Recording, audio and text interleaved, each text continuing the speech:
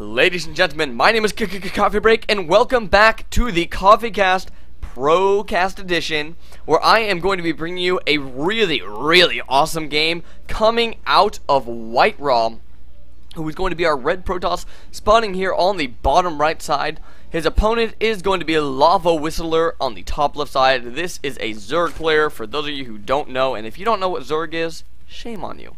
Shame on you. I'm just covering because I said something really obvious. So, this game is going to be a few things for me. One, I'm testing recording on the ultra graphics settings. On local recordings, I think my computer should be able to handle this while recording. Would never have been able to do this live. I wouldn't have even been able to get this far live. So hopefully that'll work out really well. And I noticed on my last series, I think it was between TSL Pult and Monchi, the sound quality was a little bit funky, and I don't think it was XSplit. I think it might have been something to do with the transcoding process, not the transcoding, the video creating process. So I'm testing a couple little things, see how exactly that's working. Hopefully that'll be resolved in this. And the big thing is that I want to showcase WhiteRa's new tactic, which I'm not going to exactly say yet. I want it to be a little bit of a surprise for those of you who do not know yet. For those of you who do not see the Day 9 Daily, it was even only just briefly mentioned in one daily. So even if you do watch the daily, you still may not know about it.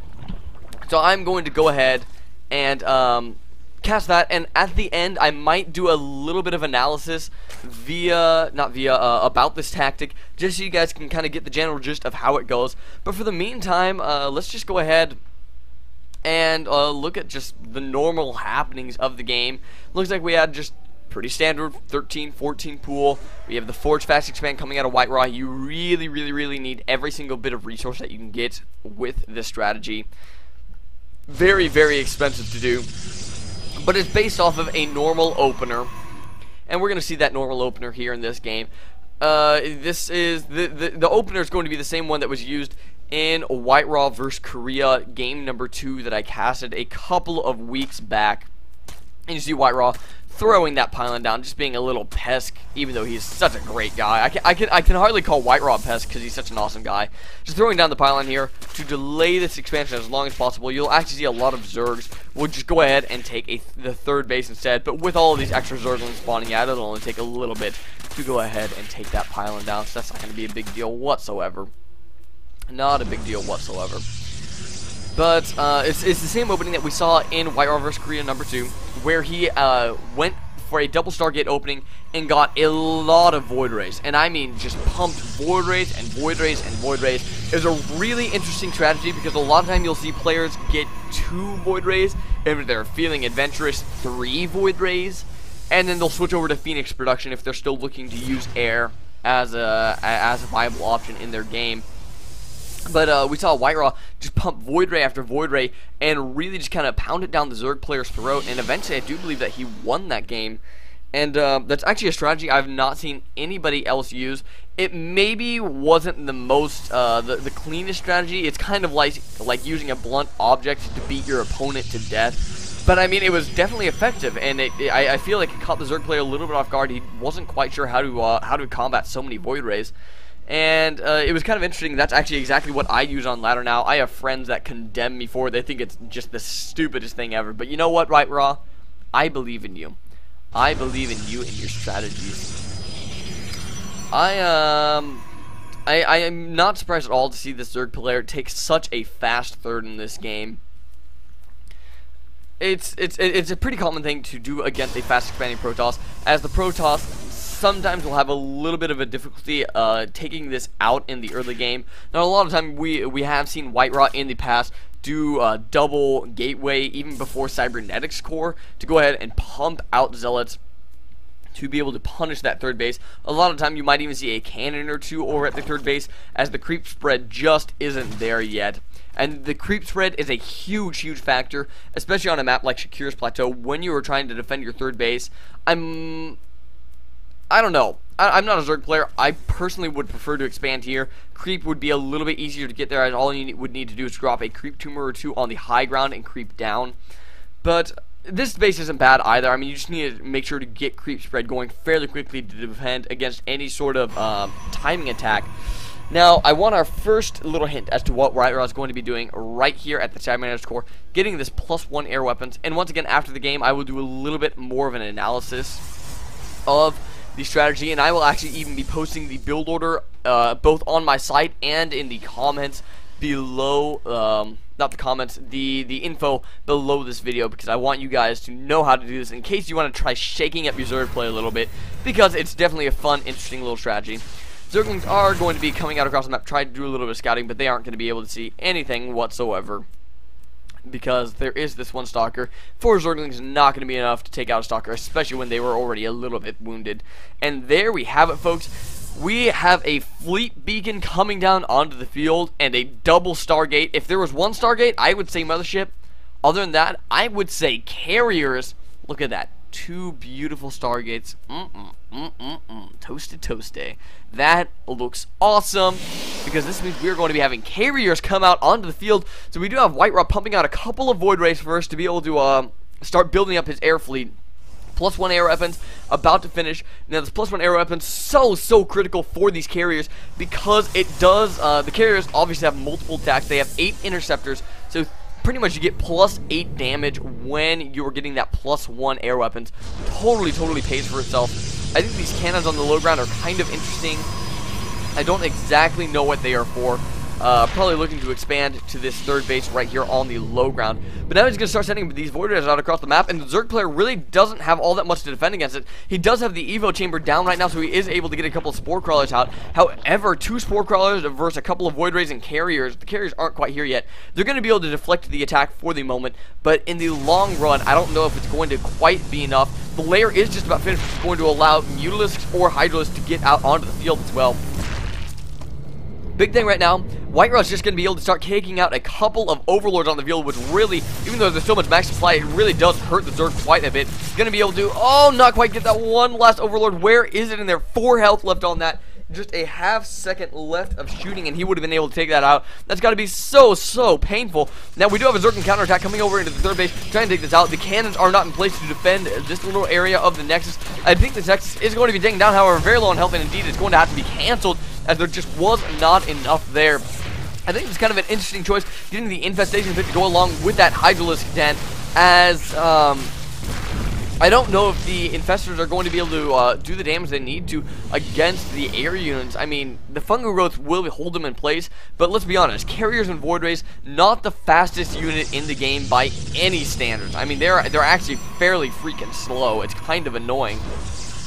And I really feel like Corruptors might be able to do a better job against this air arsenal in a pair with Hydralisks. We do have 6 Hydralisks coming out on the field right now, but it might be a little bit too little too late, because this base is about to be under attack. Once again, 2 Void Rays and the 2 carriers coming onto the field, just about to assault this base. It's going to be very close here. I really hope my graphics can handle all of the interceptors coming out onto the map. Are going to be able to take out these Queens so quickly, and just look at how quickly all these units are falling. The Queens do have that 1 in 8 armor, but it's not going to be nearly enough to combat with all of the interceptors of the opponent. And really, WhiteRa just has free reign over the over base 3 right now, because there are only 6 Hydralisks out on the field, 3 engaging right now, and another one just kind of sitting back and not doing anything.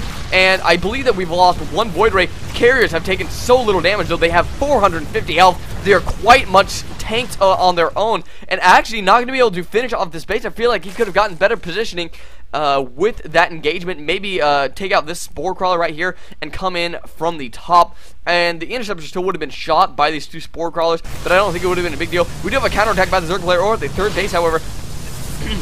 There is a 3rd carrier back to defend and another Void Ray, and WhiteRa just sticking so heavily with this airplay, has another Void Ray and another carrier on the way, and that's just going to be huge. That's just, I can't imagine a ground army that's going to be able to rip up Void Ray carrier. I mean, a lot of Hydralisks will be able to do the trick, but I mean, it's going to take a lot of Hydralisks. And you'll notice that WhiteRa isn't really doing anything else. He doesn't even have Warp Gate finished yet. It is almost the 14-minute point in the game. A lot of Hydralisks are going to be able to catch these carriers off guard. Unfortunately, 1 carrier is going to fall. There's a lot of Interceptors dying very quickly there, but there's still too much of an air army for these Hydralisks to really come in and assault. So, I don't know. Whistler kind of finding himself in an awkward position, I feel. I think the Infestors might actually help do that little bit of extra damage, drop a couple of Infested Terrans underneath that air army. WhiteRa is going to be coming into the natural base now, going to be able to take out these Spore Crawlers before they even finish up. It's going to be kind of a close call for those Spore Crawlers. I don't see the Hydros moving up into the base anywhere. One Spore Crawler is going to finish, 2 Spore Crawlers are going to finish, 1 Hydros just pop up, but it's not going to quite be enough. They might get 1 or 2 shots off before they die, but really I think WhiteRa needs to be focusing down this tech right here. Taking out that Hydros down would be huge, I feel. We do have a Hydros counterattack coming over into the 3rd base. There is only 1 carrier and a couple cannons here to defend, and the Hydros, realizing they can't really do the damage that they need to, are going to have to go ahead and fall out. In the meantime, 2 carriers and 3 Voiders still assaulting the main base right now, doing quite a bit of damage. I think they might be able to take out the Lair Tech if they focus fire that down. 1, 2 Fungal Growths do go down. The Fungal Growths aren't what they need, because Fungal Growth only doing 35 damage. That is so little against a unit that has 100 shield, 450 health, and really just not doing the damage he needs to. 4 Hydros coming in to try to help mop this up, and there we go, a huge reinforcement of Hydros. Unfortunately, not taking out the Hydros den, so these Hydros are still going to continue to spawn out, but losing his entire air army right there.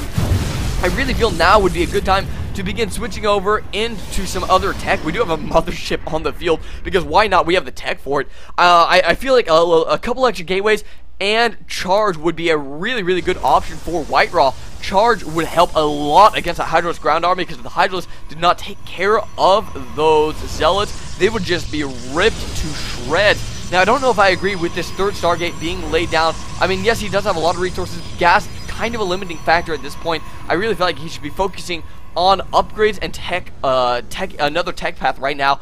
As we're entering this kind of late game stage here, you really cannot afford to be only on 1 tech path, because we do see a LavaWhistler on Hydros and Infestors. That's going to be very, very effective for him to counter this this carrier Void Ray strategy out of WhiteRa right now.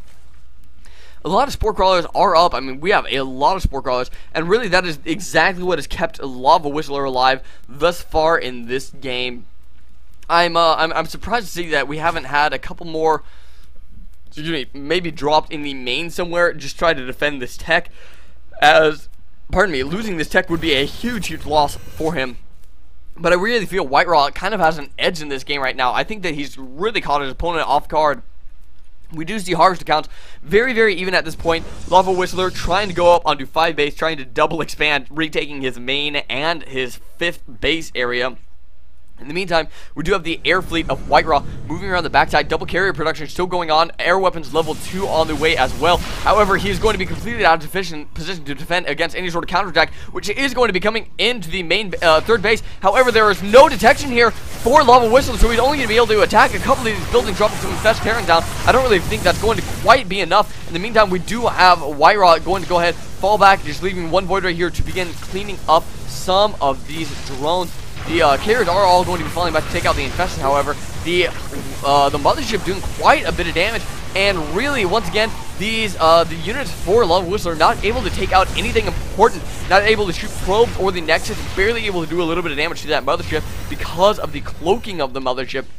A lot of carriers, 5 carriers. Is that how many carriers we have? We have 6 carriers on the field. 44 interceptors. You guys do the math. 44 times 6, soon to be 44. There we go. 44 times 7. You guys go ahead and do that math. I'm not going to do it. That is a massive amount of DPS. Now, we do have 14 Corruptors coming onto the field. That is going to be a great counter for these carriers, but I almost wonder if it is going to be enough, as I mean, carriers once again just has so much health. WhiteRa now going to go ahead, expand to a 4th base as well, and this is an interesting use of the mothership, just using it defensively to keep his 3rd base alive. I've never really seen something like that. Very, very unique use of that mothership. But I mean, I'm not gonna lie, it works. It worked. You saw that the counterattack earlier failed pretty much miserably, and there's something you don't see very often. That is an awesome picture. I wish I could zoom in on it. The air weapons level 3 looks epic, I'm not gonna lie. Now, more Corruptors are coming out on the field. There is not much of a ground army for WhiteRa. In fact, I don't really think there's much of a ground army at all. To speak of, 9 Zealots is not really going to be what he needs to counter this this ground army of his opponent. It looks like he is going into robotics tech, 3 carriers at a time being produced. I find it a little bit interesting that he's sticking so heavily to this. I will talk a little bit more about that after this game. We do have a Templar Archive coming down onto the field as well, taking the 4th base, looking to take this 5th base as well. And Charge finally on the way. I feel like that's a great upgrade to have to complement such an air army. And I don't know exactly what he's going to be doing with that robotics facility, as there's no way that he can support Gateway, Colossus, and air at the same time. He's probably going to be cutting air, as he already has a lot of carriers on the field. He has 9 carriers, about to be 12. I mean, that is just insane. And this, folks, for those of you who haven't watched WhiteRa in competitions, oh my goodness, that's a lot of High Templar coming out onto the field. Oh, we're going to be having an Archon toilet, I'm thinking. I'm thinking that is exactly what's going to be happening in this game, because Mothership is at full energy. 3 Archons being made. And now this many units is beginning to lag up. I can't even imagine what's going to happen when all of these interceptors begin firing. I don't even want to know what that's going to do to my computer. I think I might just like blow up or something. There are a lot of corruptors on the field, and for once, I don't think having 20 corruptors is an overreaction. In fact, I almost wonder if he could use more. The only problem, obviously, corruptors can't shoot ground. Going to be a little bit of a hassle. However, the Archon toilet is going to clean those up very, very quickly. And we actually have newer Parasite on the way for our Zerg player. And I think that that's going to be a very, very effective strategy in this game. Going to need to try to take a couple of those carriers, and maybe even the Mothership if he can, and vortex his own, make WhiteRa vortex his own units. I think that's going to be one of the most effective ways to go ahead and go about this game. Now, we do have an observer on the way from this robotics facility. Not going to go for any sort of Colossus tech. I agree with that completely. And getting pretty big flyer upgrades for our Zerg player, as I don't really think he knows how exactly to combat this army of WhiteRa. And I can't really say I blame him, as this is just a terrifying looking force, let's be honest. WhiteRa is going to be pushing up to this 5th base here, and this is going to fall instantly, and Zerg player knows there's really nothing he can do to defend against this army. And indeed, just going to sack his armies right here, but he needs to get a good positioning to be able to win this battle. This is not something that he can just openly engage and hope to win. He's going to need perfect micro to be able to win this one. And look at how many interceptors are on the field. I'm surprised my computer is not just melting right now. Charges are coming out to take out what is left of the ground army, or what is existing of the ground army. And there's one fucking row down on top of those carriers. Newer Parasite has finished, so no Newer Parasite yet, actually. And the Vortex does go down, leaving some of the army out away from the rest of it. 2 Vortexes go down. Archon's going into the top Vortex. Carriers just kind of sitting around waiting for the bottom Vortex to spawn. A couple carriers falling into that by accident. Just waiting for these to pop. Should be pretty insane. There goes 1 popping, 2 popping. All the Archons are underneath all those corruptors, so all the air defense is going to fall instantly. And in the meantime, what was left of the ground is gone instantly. We saw 1 Neuroparasite attempt to happen, but there was just too much. And LavaWhistler asking, how the hell do I counter this? Maybe not quite in those words. And WhiteRa doesn't really know. We do have an Overlord trying to creep up the 4th or 5th base, but this is kind of an interesting strategy. I know Day9 was talking that this strategy had something like a 90% win rate for WhiteRa. So even WhiteRa, it's so powerful, even WhiteRa doesn't know how to counter it. That is a super, super interesting strategy. I'm going to go ahead and upload this replay. I'm sorry if I didn't sound quite as excited as I normally do. I actually knew exactly what happened in this game because I watched it already. Normally I try not to pre-watch my replays. I'm also running on a single bowl of cereal on 6 or 7 hours here. I'm freaking hungry at this point. So what I'm going to do, I'm going to go ahead, begin loading this video up, getting this transferred over to the video format, and then I'm going to upload a second video with a little bit of analysis of this strategy so we can see how exactly WhiteRa has executed this. I'll probably only go to about the 15 to 18 minute point. I don't want to go into the late game because that's kind of a more situational point. But I want to look at how WhiteRa executes this early game, gets these carriers up, and does damage in that early mid game.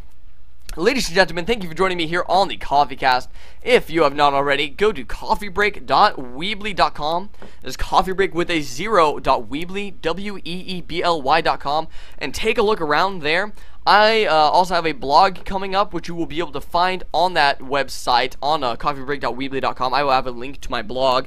as well as all of the YouTube VODs. A very easy way to find all those. And I will be back shortly. Oh, one last thing. If you have a replay of you using this carrier strategy, please send it to me at coffeebreak1337@gmail.com. Coffeebreak with an O 1337@gmail.com, and I will totally cast it because this is an awesome strategy, and I would love to see this used by an amateur player. So